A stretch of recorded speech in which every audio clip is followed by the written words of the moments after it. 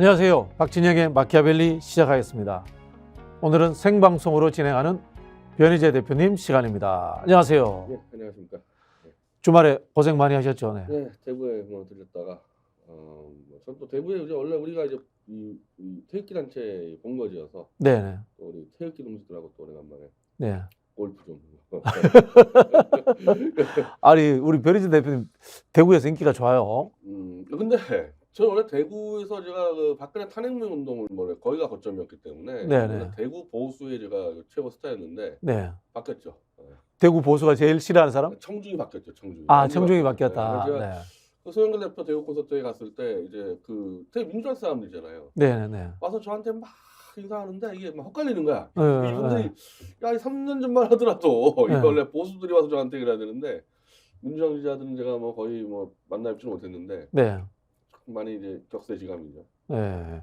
제가 저도 갔지 않습니까? 네, 제가 민주당이 저는 개인적으로 진보지만 단체적으로 진보라든가 진보 또는 좌파를 추구하는 것은 적절치 않다. 그 이야기는 어떻게 생각하세요? 글쎄 뭐 특히 대구에서 봤을 때. 민주당 일단 집권 경험이 있는 정당이고 집권을 바라는 정당이고 지금 제일 야당이면은 폭을 넓혀주는 맞죠. 폭을 네, 넓혀야죠. 네. 네. 이념 정당은 하되 이념의 폭을 좀 넓혀줘야 되죠. 그래서 네네. 대구에서 또 이제 저희 보수 쪽의 단체인 그 오영국 대표가 또 축사도 하니까 네네. 송 대표도 그 점을 많이 염두에 두고 대구에서 연설하는 것 같더라고요. 네네. 자기 대학 때부터도 이 종북 주사파 많이 싸웠고 이런 얘기들 많이 했었잖아요. 네. 결국은 이제 민주당도 폭이 넓어지려면 북한 문제에 대한 입장 정리를 새롭게 한번 정립할 필요가 있어요. 보수에서 제일 불안해하는 게 그거죠. 네네. 보수에서 이제 민주당이 제일 불안해하는 게 그거죠. 음. 뭐 내부적으로 정리했다 그러는데 네. 그걸 좀 더 뭐 어차피 뭐 보수도 같은 대한민국 국민이고 표를 얻어야 될 텐데 뭐 알리면 알릴수록 뭐 나쁜 게 뭐가 있겠어요. 네. 저는 좌파가 아닙니다. 제가 늘 말씀드리지만. 네. 네. 그리고 이제 저도 갔었는데요. 저도 이제 그 변희재 대표하고 송영길 대표 때문에 저도 좀 덕분에 좀 떴습니다. 제가 그 선거구제 이야기했던 것들을 유튜브로 보고 의원들이 지금 전화가 많이 와요. 양쪽에서 다 전화가 와. 네. 그래서 제가 그 이야기는 나중에 밤에 제가 민주진영 박진영에서 자세하게 설명을 드리겠습니다. 민주진영 박진영 구독 좀 해주세요. 우리 스픽스 시청자들이 제일 적게 들어와 있어. 오늘 밤 11시 합니다. 네. 자, 오늘 생방송입니다. 첫 번째 주제부터 가보겠습니다. 방통위원장에 현재 국민권익위원장인 김홍일 씨를 내정했다고 해가지고 지금 난리가 났습니다. 기도 안 찬 일이죠. 네. 일단은 이게 이동관 위원장이 그만둔 것 자체가 사실상 대참사에 가까운 일이고 네. 계획된 게 아니었다는 거가 그렇죠. 드러나는 게 인사가 지금 이거 완전 이건 그냥 졸속 인사잖아요. 네. 옆에 있는 인간 갖다 박는 수준에 한마디로 인사를 하는 윤석열 쪽에서는 전혀 예상치 못한 일이 벌어졌고 땜질용으로 급하게 갖다 놨다고밖에 볼 수 없고 또 하나는 결국 방통위를 통한 방송 장악은 거의 실패를 한 걸 자인한 것 같다는 느낌이 들어요. 근데 또 이제 검사를 안 치는. 아니 이게 검사가 할 수 있는 일이 아니 방송 장악을 이거. 그렇죠. 그러면 이건 뭐예요? 그럼 때려잡기. 일단은 그냥 이 현상 유지만 되지. 이동관 그러니까 우리가 이동관이라는 사람이 방통위원장에 오는 게 얼마나 무리수의 연속이었습니까 이거. 그렇죠. 스타트할 때부터 이명박 때부터 악명을 떨쳤던 사람을 학폭 의혹까지도 돌파하면서 앉혔다는 거는 이동관밖에 안 되는 일들이 있었기 때문에 밀어붙인 거란 말이에요. 네. 그건 이제 지금까지는 뭐 주로 방송사에 압력 넣어서 뭐 패널 교체하고 이런 수준이 아니라 방송사를 팔아넘기는 수준에 네. 아예 그냥 고용방송 없애버리는 수준의 그 기획을 떠서 들어왔고 실제 했어요. 오자마자 YTN을 유진에다가 이제 넘겨주고 이 작전 세력이 들어왔지만은 연합뉴스 TV가 의지하고는 넘어갈 상까지 왔는데 네. 그 지금 그 이동관이 그만두기 전에 제일 이상했던 게 자 심사위원회를 열었습니다. 그래서 유진기업이 YTN을 인수하는데 적합하다는 판결을 내렸어 심사위원회. 네. 그럼 방통위에서 이동관이 때리면 되는데 이걸 안 때리고 보류해버렸어요. 네. 이동관이 보류하자마자 일주일 만에 사표 쓰고 나가버렸습니다. 거기 뭔가 그럼 갈등이 있었나요? 이게 성립이 안 되잖아요. 네. 그건 유진그룹에다가 YTN 넘기는 자가 누가 있는데 그 반대를 무릅쓰고 다 이동관이 졸속으로 처리해놓고 네.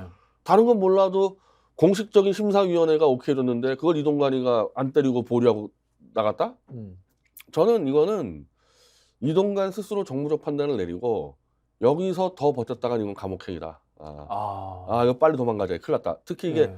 헌재로 가게 되면요. 네. 헌법재판소가 탄핵에 대해서는 어쨌든 형사재판에 줄한다는 이 규칙이 있기 때문에 네. 거기서 이제 모든 이동간의 불법 행위들이 다 나가지 않습니까? 그건 이제 사실은 이제 형사 범죄가 드러나는 거예요. 그 상황에서. 그러면 이제 헌재에 가서 인용이 돼버렸다. 이동관이. 지금 그럼 그 다음에 형사재판으로 바로 간다는 거네. 공수처에 이미 고발 다 돼 있는데 네네.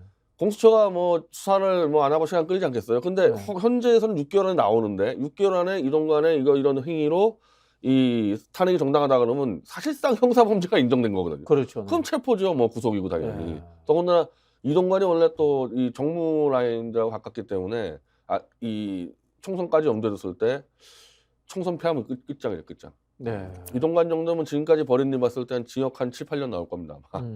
빨리 도망갔죠. 우리 시청자 여러분들께 늘 저희가 말씀드리지만 또 말씀드린 건요. 예를 들면 박근혜 대통령이 헌법재판소에서 탄핵된 거는 대통령 자리에서 해임됐다는 뜻이고요.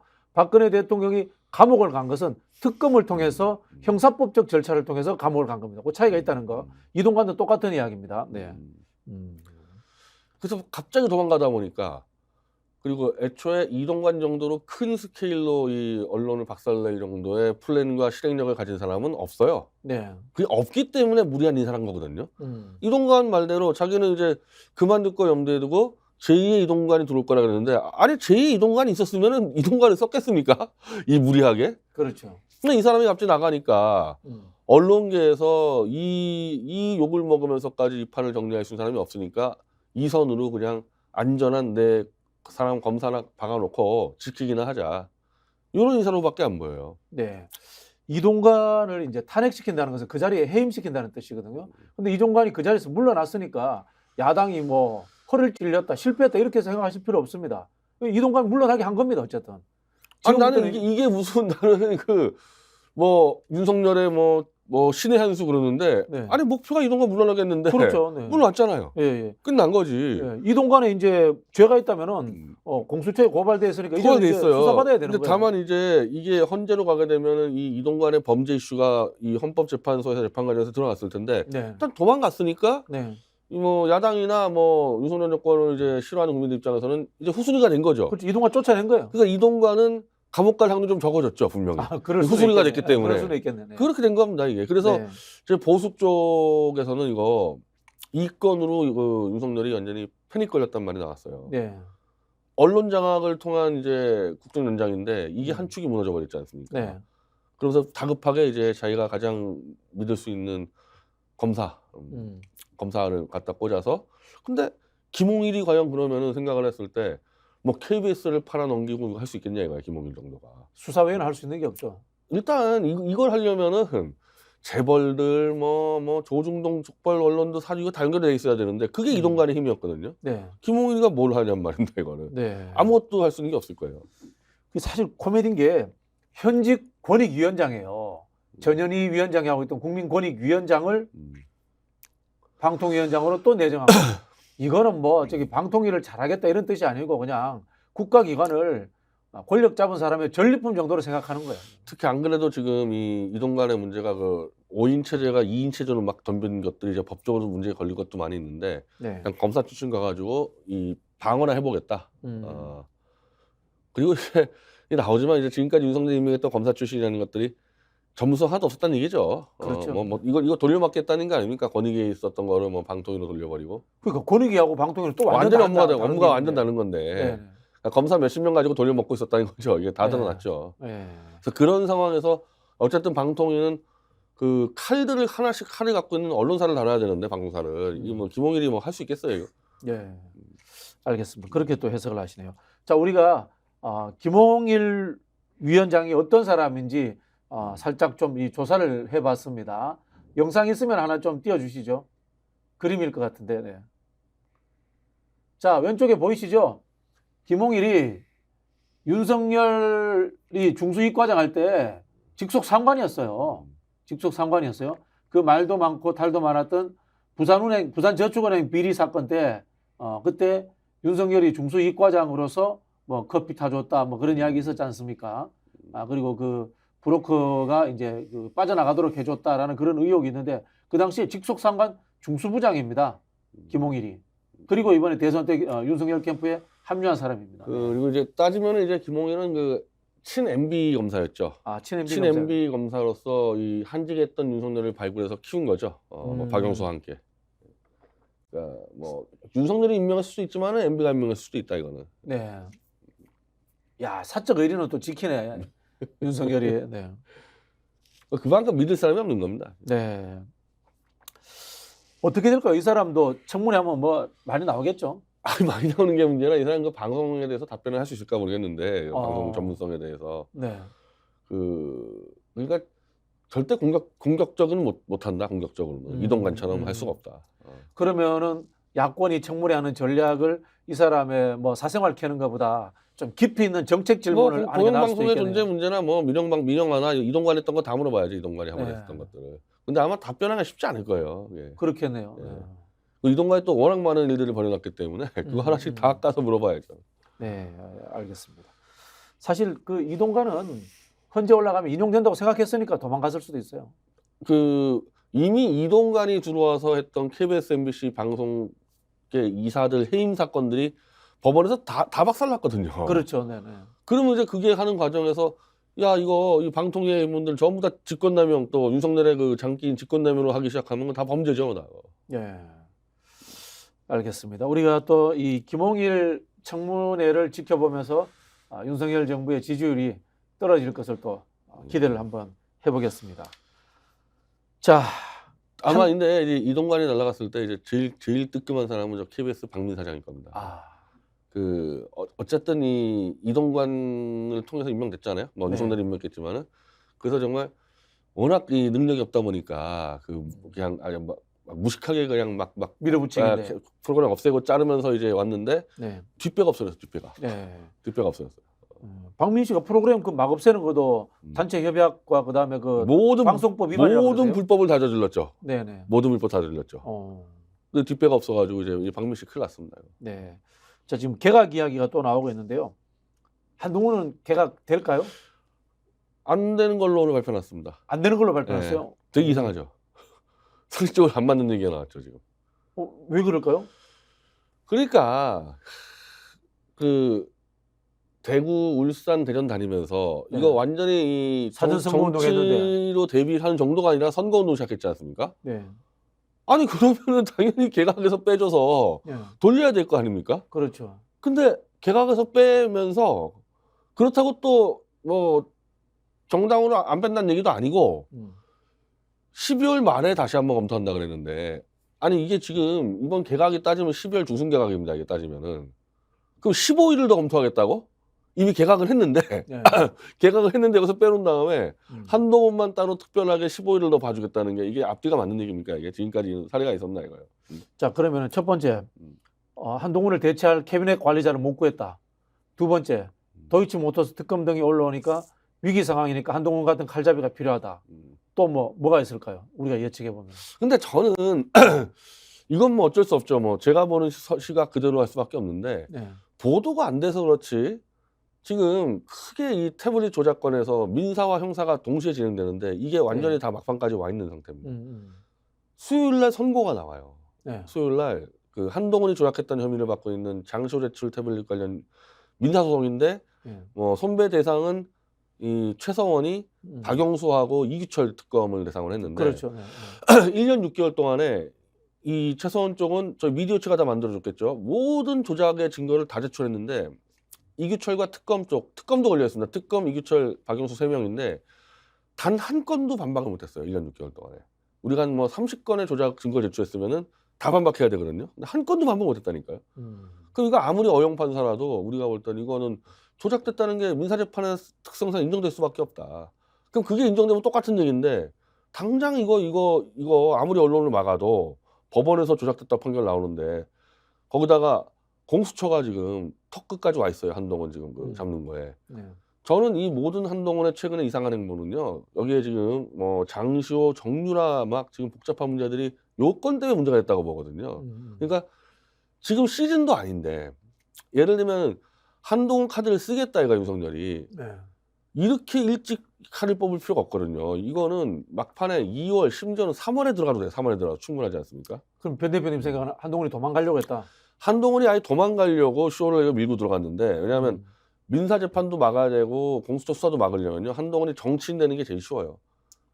나 총선 출마하니까 재판 밀어버리고 공수처 수사 미루기 제일 편하거든요. 그래서 그렇게 빠지려 그랬는데 이게 아무리 그래도 안 되는 수준까지 또 밀려버렸고 뭐 최근에 이 유탐사에서 막 지금 정유라하고 장시호가 폭로 전쟁을 벌였는데 여기 한동훈이 다 걸려 있어 이 안에 지금 다 터져 나와 한동훈의 문제에서 뭐 심지어 장시호가 한동훈이 시켜서 내가 태블릿 조작 다 했는데 왜 나만 고생해야 돼? 이 녹취가 지금 막 지금 논쟁이 벌어지고 네. 이런 판에 지금 뭐 출마할 수 있겠습니까? 이렇게 해버렸는데 한동훈이 만약에 당에 들어갔다가 터지면 어떡합니까 이거?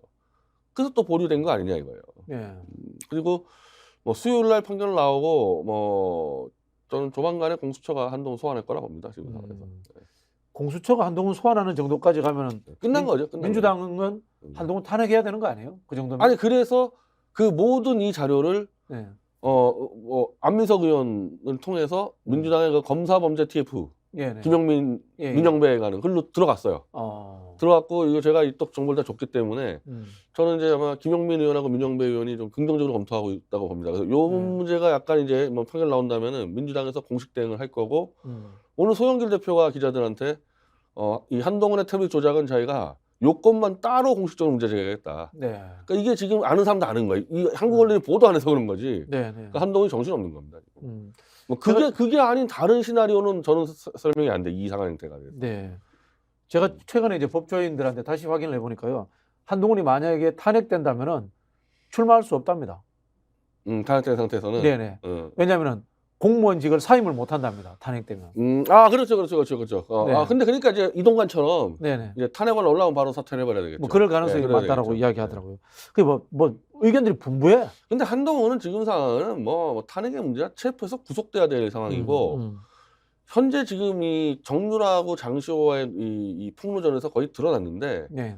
자 EPC가 조작된 건 다 이미 밝혀졌어요. 네. 근데 이거를 어느 선까지 자를 거냐 이거 했을 때 정유라가 폭로해 버렸는데 쉽게 얘기하면은 장시호와 함께 이 불륜하는 검사가 있대요 특검에서. 제가 이름은 누군지 아는데 이름은 누군지 아는데 이거 밝히지 않겠습니다. 그러니까 이거를 장시호와 불륜한 검사 이 둘이 불륜하다가 태블릿 PC를 조작한 걸로 시나리오를 짜고 있어요. 그러니까 한동훈이나 윤석열 했다 그럴 수 없지 않겠어요 이 정권에서. 그러니까 지금 장시호가 또 미국에서 지금 난리 나가지고 또 뭐 글 쓰고 그러니까 제가 말하는 그 시나리오대로 지금 판을 짜고 있는 겁니다. 근데 이제 저는 최근에 이런 생각해 봤어요. 지금 장시호하고 정유라가 각종 뭐 유튜브나 이런 데 나와서 막 폭로전 하잖아요. 그러다 보니까 이 두 사람의 말이 증거로서의 진실성의 문제. 그런데 훼손될 것 같은데. 근데 뭐 최소한 뭐 저희가 태블릿 조작자면 얘네들의 증언 가지고 한 게 아니고 그건 아니다. 컴퓨터를 했는데 이 친구들이 지금 떠드는 거가 하나의 이 현재 이 한동훈과 윤석열의 움직임이 보여주니까 뭘 하고 있는지를 둘 다 지금 걸려 있는 문제들이거든요. 그러니까 이 둘을 보면서 제가 한동훈이 지금 뭐 하고 있는지가 파악이 되는 거죠. 알겠습니다. 하여튼 뭐 민주당 한동훈 좀 탄핵 좀 하세요. 진짜 깝깝해서 참 맨날 당하고 말이야. 그래서 뭐 한동훈이 오늘 뭐 여론조사에서 보수의 대선 후보로 뭐 압도적 1위 했다 그러는데 그거 다 의미 없는 얘기입니다. 뭐. 곧 갈 건데요. 뭐. 네. 그러면 한동훈이 나오는 지지율이라는 게 다 그대 안에 한동훈입니다. 윤석열 안에 한동훈이에요. 자, 지지층들 제가 여론조사 표를 봤거든요. 새로운 사람이 한동훈을 좋아하는 사람 하나도 없어요. 전부 다 윤석열 지지율밖에 없어요. 그래서 지금 한동훈이 그 날뛰더니 갑자기 조용해졌죠 또. 네네. 조용해졌잖아요. 뭐 재밌어. 하여튼 뭔가 우리가 모르는 뭔가 있나 봐. 그렇죠. 이상하잖아요. 네. 그 정도 날뛰었으면요 사표 던지고 지금 나와서 더 날뛰어야 되거든요. 조용하잖아요 지금. 알겠습니다. 그 테레비 훈아님, 난 좌파지만 변희재를 존경한다 이렇게 하셨는데 저는 좌파 아닙니다. 네. 생방송 중입니다. 생방송 중. 네. 자, 두 번째 주제는 김건희 여사 명품 가방 불법 수수 파장인데 이게 보수 언론에서 좀 방어를 하다가 이제는 좀 포기한 것 같아요. 분위기가. 네. 보수 언론만 포기한 게 아니고 이것도 지금 제가 주로 보수 쪽에 아는 사람들에 든 건데 윤석열이 포기했다. 이거 도저히 방어 불가능한 상태여서 윤석열 자체가 그 미워하나요? 그래서 지금 12월 8일 날 이 김건희 특검법 있지 않습니까? 이게 지금 첨예가 인사인데 당연히 가결되겠죠. 그랬을 때 네네. 이제 윤석열이 거부권 행사를 안 하나 했었을 때 제가 오늘까지 보수 쪽으로 파악한 부분은 거부권 행사 안 한다는 겁니다. 음. 그냥 통과시킨다. 예. 그러면 어떻게 돼요? 그럼 뭐 김건희 잡혀 들어가는 거죠. 뭐. 그 진짜 이혼인가? 그러니까 방어가 불가능한 한 상황이어서 네.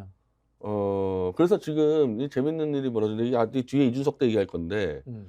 이준석이 내세운 자꾸 조건들이 조금 바뀌는데 네. 원래는 김기현 아웃을 얘기하다가 네. 지금 뭘 얘기하고 있냐면은 김건희 특검법이 자기의 이제 가이드라인이다. 그거 한마디로 거부권 행사하지 마라. 그러면서 어떻게 됐냐면 조선일보에 대문짝만하게 이 조갑제가 등장합니다. 이준석을 막 띄워요. 이준석을 띄우는 걸로. 음.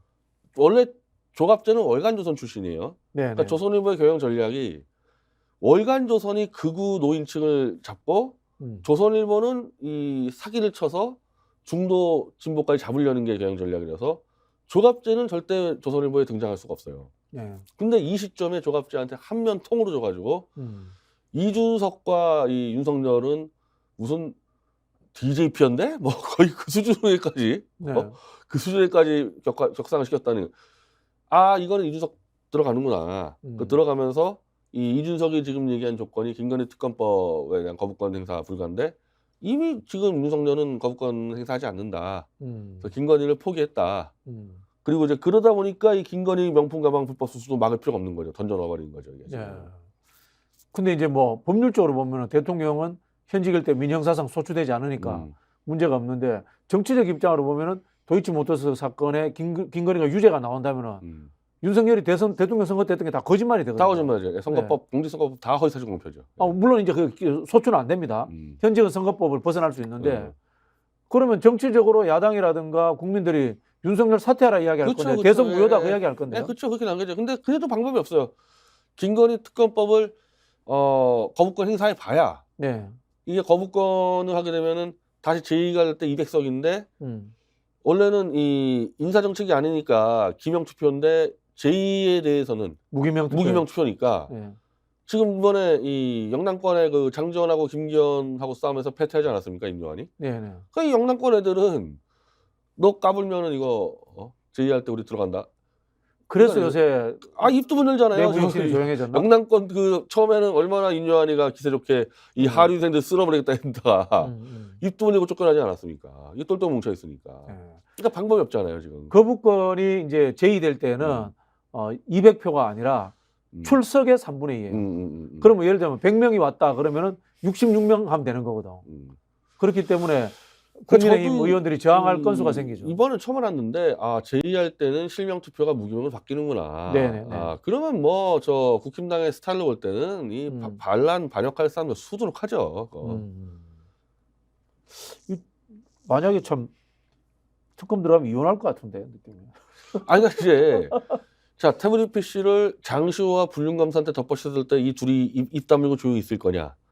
김건희한테 이제 김건희 자르는 거죠. 네. 그럼 김건희가 조용히 감옥 갈 거냐? 글쎄 그럴 스타일이 아닌데 이거 되겠어요 그래가지고. 네. 그러니까 거의 사실상 뭐 솔직히 하면 이걸로 그냥 윤석열 정권은 붕괴되는 거죠. 붕괴되는 거죠. 뭐 이준석도 그래서 이제 처음부터 계속 그 12월 27일 이야기를 했던 거죠. 이 특검법 요 사안이 있었고 이게 대충 이제 저는 윤석열 쪽이랑 합의가 된 것 같아요.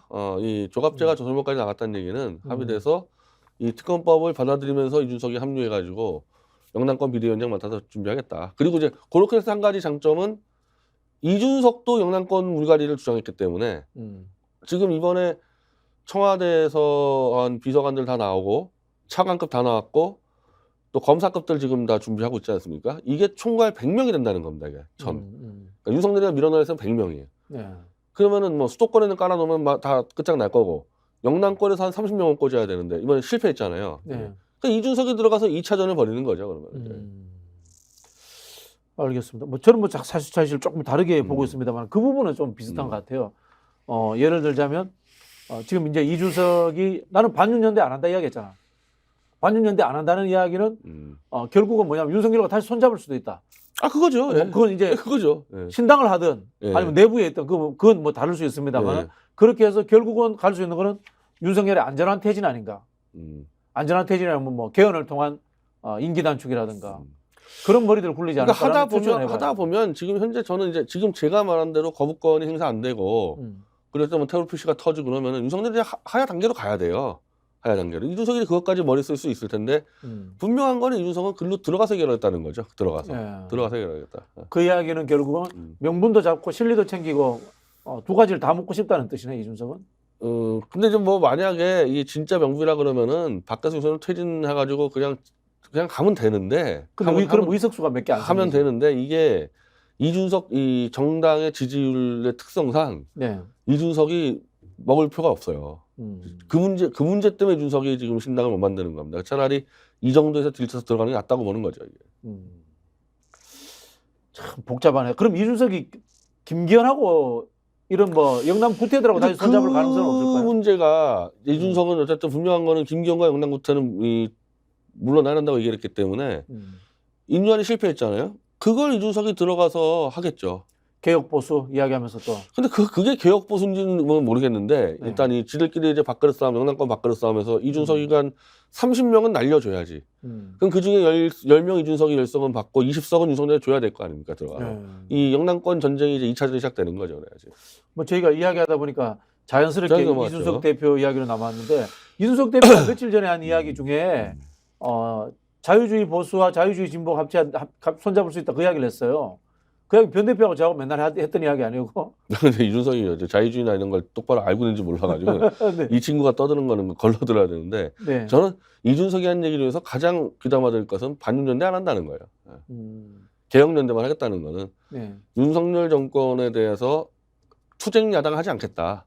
근데 투쟁적인 야당을 하지 않을 바에야 신당을 어떻게 차립니까? 윤석열 정권과 여당과 완벽하게 각을 세우지 않고 어정쩡하게 연대한다 그랬을 때 이른바 범보수층은 이준석 당을 어떻게 찍냐 이거예요. 네. 근데 그 비밀이 이번 리얼미터에서 다 드러났는데 여론조사. 소영길 신당이랑 이준석 신당이랑 거의 뭐 1% 차이로 15.7%, 10.9%인데 이 양당의 지지층이 똑같아요. 소영길 신당과 이준석 신당의 지지층이 과반이 정의당과 민주당 지지층입니다.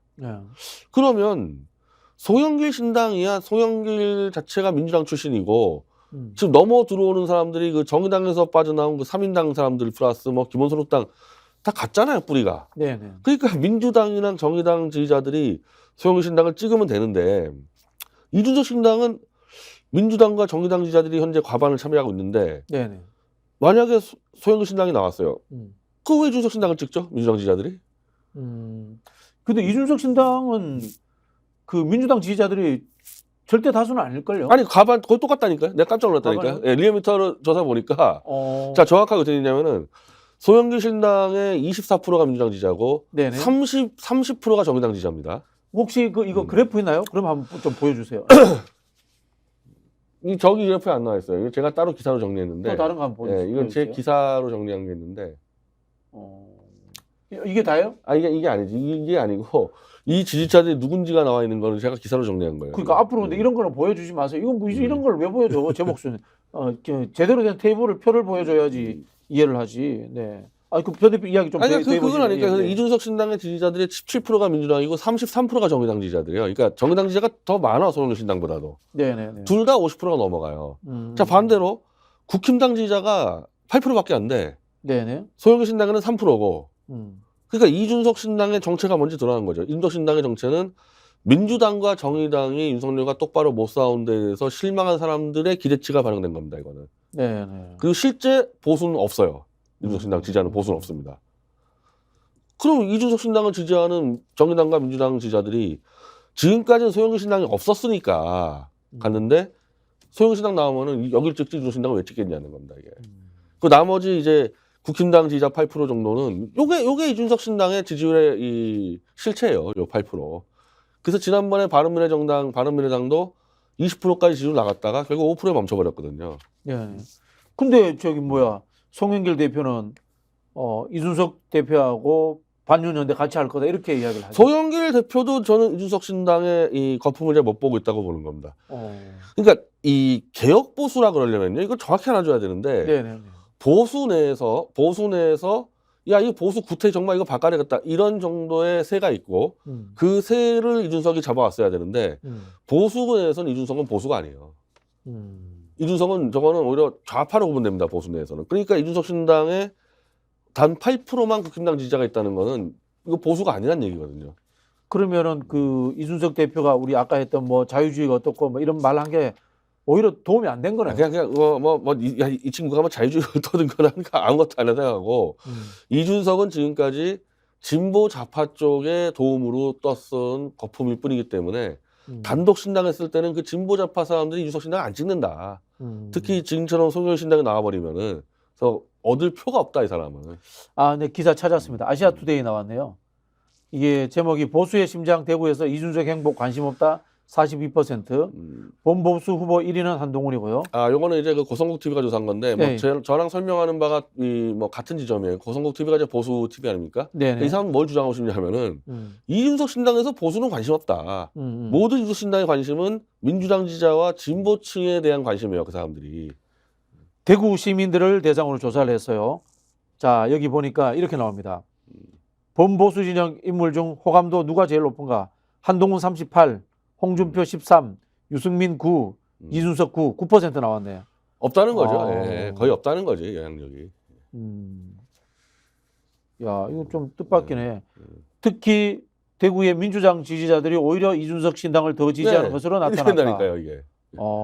이준석 신당이 민주당 표를 흡수한다는 결과가 나온 셈이라고 분석했다. 이렇게 나와 있네요, 기사에. 저는 그렇게 보지도 않고요. 네네. 실질로 가면 민주당 지지자들이 이거 안 찍습니다. 예. 민주당은 찍거나 소영로 신당을 찍게 돼 있지 이준석 신당으로 표가 가지 않죠, 애초에. 그리고 이준석이 이걸 너무 잘 알기 때문에 신당을 못 만드는 거예요. 그래서 이번에 영남에 주목하지 않겠다 그런 이야기를 했나요? 그런 말 했어요? 영남에 기반하지 않겠다 그 이야기를 했어요. 아니, 지금 대구에서 왔다 갔다 하고 있는데 뭘 영남에 기반한 걸 자꾸 대구로 왔다 갔다 하는데. 근데 이게 지난번에 우리가 안철수가 신당 창당할 때 결국 호남 기반했잖아요.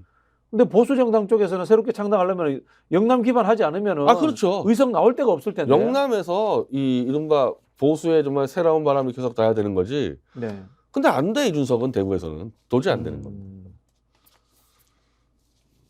송영길 신당은 어떻게 보세요? 앞으로 저기 가능성이 좀 있다고 이거 완전 반대인데 네. 송영길 신당은 과반이 범민주당 정의당 지지층이기 때문에 그 송영길 신당 지지하는 이유가 볼 것도 없잖아요. 네네. 윤석열하고 싸우라는 거 아니겠어요? 탄핵당이지. 싸우라는 거잖아요. 네네.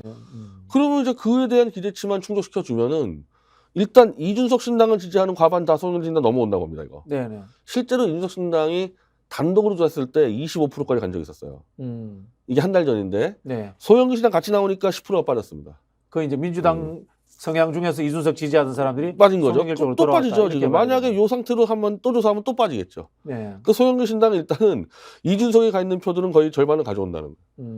그리고 이제 앞으로 이제 뭐 송영길 대표가 뭐 2월 8일 날 또 출두하고 계속 이제 뭐 투쟁 이슈가 나오지 않겠어요? 네. 그럼 계속 올라가죠. 올라가고 요 조사를 했던 저 리얼미터 측에서도 그렇게 판단하는데 이준석 신당은 이준석 사당이다.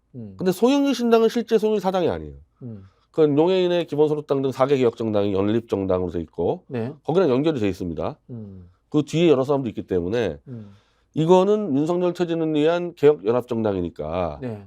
이준석 신당하고 비교가 안 되는 거죠. 그러니까 사실 여기다가 송영길 대표를 그렇게 쓰고 싶어 하는 거. 송영길 신당 말고 용해인 이름도 쓰고 싶어 하고 소년 이름도 쓰고 싶어 하고 근데 그 여론조사 안 잡아주니까 그런 건데 그런 실체가 드러나면 더 상승할 여지가 크죠. 제가 주장했던 그 부분에 대해서는 어떻게 생각하세요? 송영길 신당이 비례만 볼 것이 아니라 지역구에 후보를 내서 민주당과 연대하기도 하지만은 때로는 표현이 그렇습니다만 일침을 가기도 해야 된다. 아니 근데 지금에 나온 이 15%의 지지율이 이게 장난이 아니잖아요. 네네. 이게 총선까지 유지된다 그러면 장난이 아닌 지지율입니다. 이거 전국 지지율이니까. 네네. 그래서 지금 현재 내가 그때 파악하기는 호남 지지율이 24%인 걸로 나온 걸로 파악이 돼요. 네. 그 정도면은 예를 들면 호남에는 다 내보낼만 하죠. 뭐 예를 들자면은 송영길 대표 부산 지역구에 출마, 그다음에 뭐 용해인 의원 광주 출마, 광주에 저기 민주당 의원 중에 가장 그 과일에 가까운 사람 지역구에 출마 이런 식으로 해서 한번 제대로 한번 이 정치 구도를 흔들어 보는 것도 나쁘지 않겠다. 근데 이제 그게 이제 그 중에서 이제 뭐 부산 쪽 출마하면은 부산 안 가도 열세인데 이제 네. 오히려 욕 먹을 수가 있으니까 안철수 신당이 시작했던 대로 호남에다가 아마 전남북 광주에다가 다 후보를 냈을 때 그럼 민주당하고 과잉 적대적으로 되는 그 이제 거죠. 민주당 그러니까 이제 그때 그랬을 때 그럼 안철수 비례표를 못 받는데. 안철수 신당하고 붙었을 때 이거 어떻게 됐냐? 호남에서 안철수 신당이 이겼잖아요. 네. 이기면서 전국에서 다 이겼어요 안철수 신당이. 네. 정당. 근데 이제 전체 의석수가 이제 민주당 많이 가져갔는데 결국 그렇게 치열하게 싸우는 과정에서 실제 보수를 이겼어. 어쨌든 둘이 정면 승부하면서. 네. 지금도 오히려 예전에 무슨 통진당과 민주당 연대보다는 오히려 안철수 신당과 민주당 관계가 더 비슷하지 않을까. 지금 만약에 송영길 대표 쪽이 호남으로 출마했었을 때 민주당이 이기기 쉽지 않을 겁니다. 근데 이제 이런 부분이 있어요. 문제는 뭐냐면 송영길 대표의 지금 지지율이 지지하는 사람들이 친명 광팬들이야. 대다수가 겹쳐 엄청나게. 근데 그 친명 광팬이 이제 결국에는 네. 윤석열과의 관계에서 드러날 거거든요. 그러니까 이제 제가 말씀드린 이건 거예요. 자, 송영길 대표가 어느 수준까지 민주당을 견제할 것인가, 어느 수준까지 민주당과 연대할 것인가에 대해서 굉장히 섬세하게 접근을 해야 된다는 거죠. 송영길 대표는 되게 조심스럽게 하는 것 같아요. 네. 조심스럽게. 그러니까 민주당과 적대적으로 안 보이게 하려고. 예를 들자면은 뭐 광주에 민영배 의원 지역구에 가서 붙어버리면은 욕먹지 손해보고. 근데 아마 민영배 의원이라든지 민주당에서 잘 싸운 사람들하고는 안 부딪히겠죠. 그렇죠. 네. 이름도 모르는. 차라리 수박도 아닌 아예 이름도 모르는 사람들 천지잖아요. 그쪽은 다 내보내면 하죠. 그쪽은 네. 이제 이 소영길 신당 쪽에서는 이 싸운 사람들이 많다 보니까 그런 사람들 내보내면 하죠. 지금 이제 용해인 의원이 전국 돌면서 출판 기념회를 하고 다녀요. 근데 본인이 비례 또 나오겠다 이야기를 해요. 아니 지금은 비례 신당이니까 그런데 네. 아까 말한 대로 지역까지 열려 있다 그러면 용해인은 지역구로 갈 만하죠. 그것도 호남 쪽에 갈 만하죠. 그죠? 근데 용해인은 무슨 호남한 연고가 있나요? 아니 없더라도 없어도 호남이라는 데가 가지는 또 상징성이 있거든요. 광주 같은데. 소련 의원 저보러도 목포 나가보다가 뭐, 그럴 정도니까. 예를 들어서 이런 겁니다. 하긴 안철수도 호남에 연고 없는데. 그렇죠. 예를 들어서 이런 거예요. 뭐 예입니다. 송갑석 의원이 있습니다. 송갑석 의원이 전형적인 반명이에요. 송갑석 의원이 경선을 해서 친명이 강의원이라는 사람이 있어요. 꺾었다. 송갑석 의원이 후보가 됐다. 그렇다면 용해인이 거기 가서 송갑석 의원하고 한번 붙어버리는 거야. 그렇다면 이거 바람 일으킬 수 있거든. 물론 황당한 상상일 수 있지만. 하죠. 그러니까 지난번에 뭐 별 호남과 관련도 없는 안철수 당을 지지했듯이 네. 이번에는 윤석열하고 제일 잘 사서 뽑겠다고 호남 쪽에서 의견이 모아지면 용해인 정도 광주 나가서 그 송갑석 뭐 대표적인 수박이죠. 뭐 어쨌든 네네. 이기겠네 그러면. 아니 그런 식의 이기겠네. 작전을 짜요. 사실은 제가 이야기를 드리는 건 뭐냐면 용해인 의원이 본인이 비례 나가겠다고 하면서 비례신당 이야기를 하니까 자기 비례대표 한 번 더 하려고 비례신당 만들지 않느냐라는 비판을 받고 있는 거거든요. 근데 그거라기보다 현재로서는 이제 비례를 양보받으면서 지역에서 민주당과 연대한다는 그 전략 때문에 그런데 근데 사실은 그렇게 하기는 지지율이 너무 높아요. 만약에 송 대표 이 신당 용해인까지 신당이 20%가 넘어가게 되면요 지역으로 안 나갈 수가 없을 겁니다. 나가야죠. 그래서 예를 들자면 지역에서 이제 잘 짜야 되겠지. 이렇게. 예를 들자면 이제 송영길 대표가 부산 지역구에 출마한다. 그러면 민주당 후보하고 단일화 경선하는 거야 또. 그렇게 하면은 송 대표도 당선될 가능성도 좀 생길걸요? 그럴 수도 있죠. 예. 뭐 예를 들면 사을이라든가 여기 뭐였죠? 그 사람 이름 뭐지? 우리 별로 안 좋아하는 사람 장재원. 장재원 있는 지역구 이런데. 장재원 정말 막강한데. 그러니까 호남에는 출마를 시키고 수박들한테 송 대표는 부산 출마한다. 네. 그렇게 되면 사실 민주당이 상당 부분 많이 양보를 해야 될 거예요. 그 양보도 하고 협력도 하면서 저는 전체 파이는 그래야지 진짜 한 200석 만들 수 있지 않을까 이런 생각 들거든요. 아니 그러니까 그때 그 2016년 총선 때 안철수당과 문재인 민주당이 붙었는데도 더 크게 했단 말이에요. 그때 보수가 그때 119석인가 그 박근혜 그렇죠. 쪽이 참패를 당했죠. 122석. 원래는 분열돼가지고 분열돼서 뭐 180석 떠들었었거든.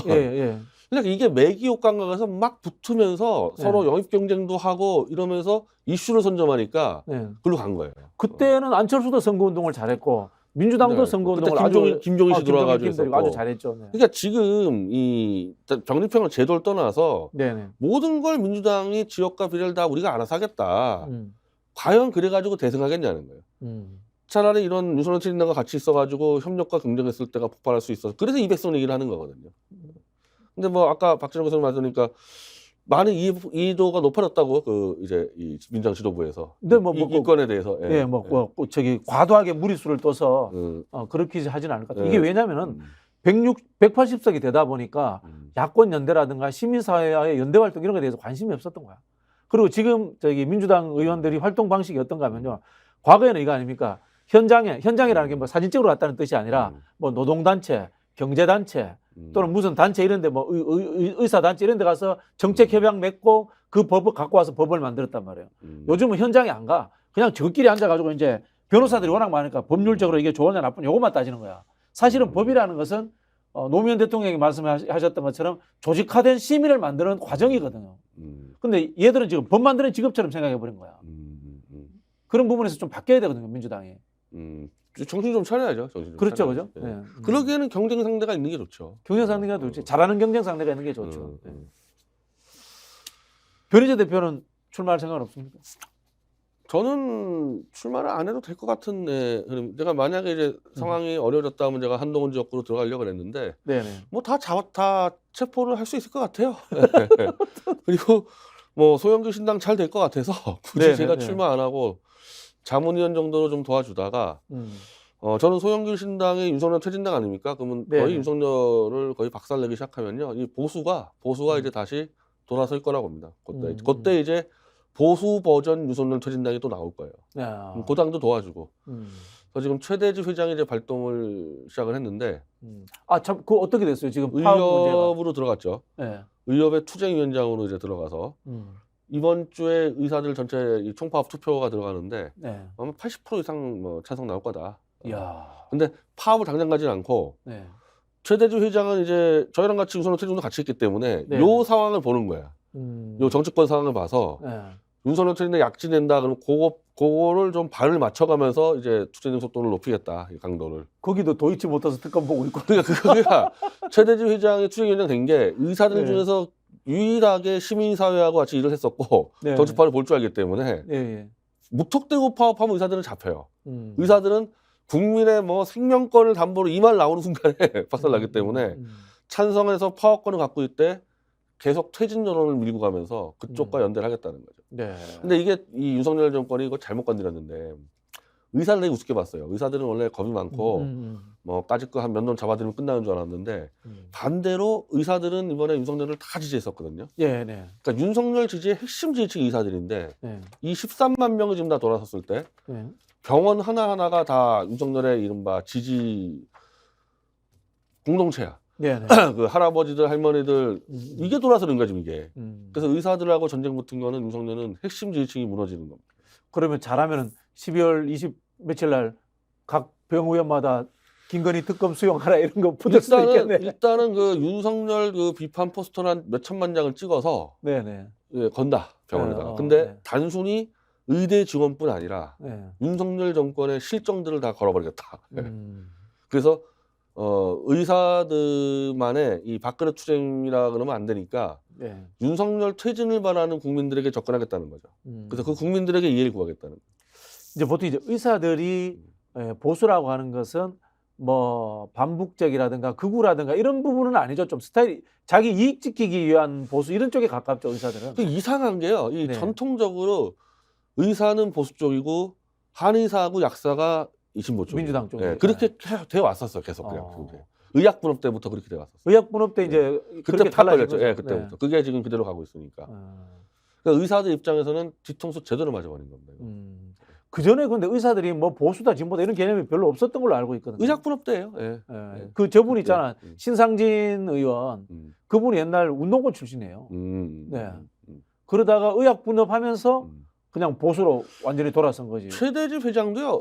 원래 김대중 지지했었어요. 아, 그렇습니까? 네, 의약분업 때 돌아선 거예요. 아, 그렇구나. 이야, 알겠습니다.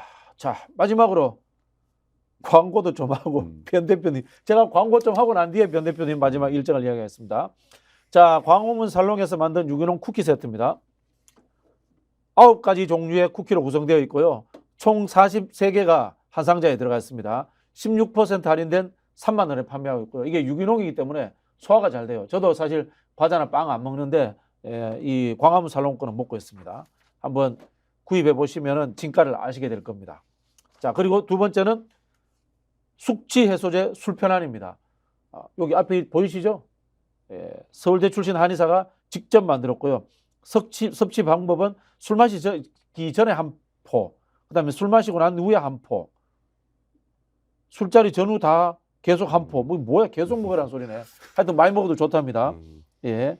그래서 뭐 다른 숙취 해소제에 비해서 효과가 크다고 하니까 한번 드셔보실 것을 추천을 드리겠습니다. 스픽스몰에서 구매가 가능하답니다.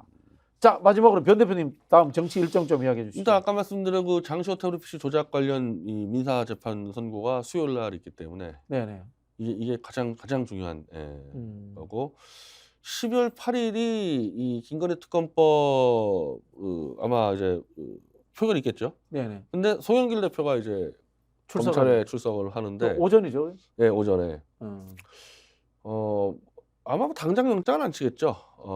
조사를 하고 네. 아마 연말 정도에 뭐 네. 영장 나오든지 할 거고. 네네. 영장을 기각시킬 수 있다 그러는데 네. 구속될 수도 있어요. 뭐 이 정권 어떻게 될지 몰라서. 송영길 대표는 구속 뭐 특별히 두려워하지 않죠?